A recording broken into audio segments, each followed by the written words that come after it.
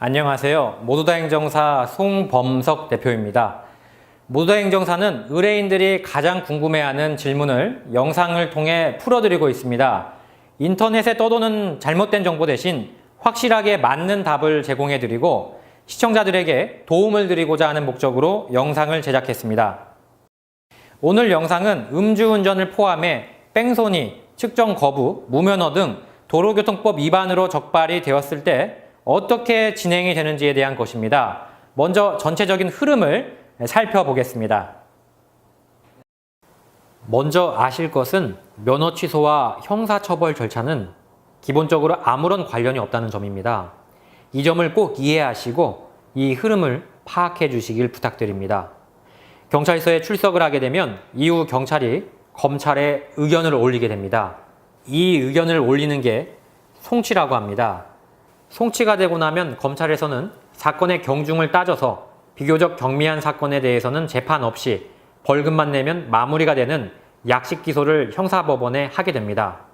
약식 기소에 대해서 불복하면 정식 재판을 하게 되는데 이에 대해서는 다음 시간에 살펴보도록 하겠습니다.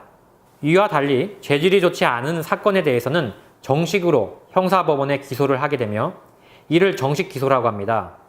정식 기소에 따라 정식 재판이 이루어지면 우리가 영화나 드라마에서 보는 장면이 그려집니다. 피고인은 실제로 판사 앞에 서게 되며 죄질에 따라 엄한 처벌을 받게 됩니다.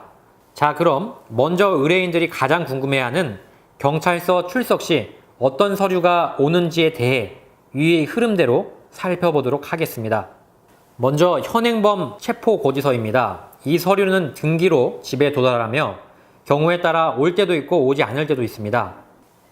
음주 측정 거부 등 현행범으로 긴급히 체포할 필요성이 있는 경우에는 경찰이 일단 현행범으로 체포를 하고 난 후 반드시 사후에 체포했음을 알려야 합니다. 이에 따라 오는 문서이며 의뢰인들이 체포라고 써있는 문구를 보고 앞으로 내가 구속이 되는 겁니까? 라고 물어보시는 경우가 많은데요. 이 등기는 이미 체포된 사실을 사후에 알린 것으로 구속 여부와는 관계가 없다는 점을 알아두셨으면 좋겠습니다. 다음으로 경찰서 조사 후에 오는 검찰 송치 문자입니다. 경찰서 조사를 받고 나서 일정한 3일에서 14일 안에는 보통 검찰에 송치가 됩니다. 그때 이 문자가 오게 되며 문자 외에도 검찰로 송치가 되었다는 등기가 오는 경우도 있지만 드뭅니다. 아울러 이 문자도 항상 오지는 않기 때문에 검찰에 송치가 되었는지 궁금하면 자신이 직접 경찰서에 전화를 해서 확인을 해보셔야 합니다. 이 문자는 검찰로 넘어갔다는 것이므로 소명에 필요한 절차가 있다면 바로 진행을 하시면 됩니다. 이번 시간에는 형사 절차의 전체 흐름과 관련해 현행범 체포 사후 고지와 검찰 송치 문자에 대해서 알아봤습니다. 이해를 하고 나면 형사 절차도 생각만큼 어렵지는 않습니다. 다음 시간에는 설명드리지 못한 내용을 이어가도록 하겠습니다. 시청해주셔서 감사드립니다. 모두다 행정사 송범석 대표였습니다.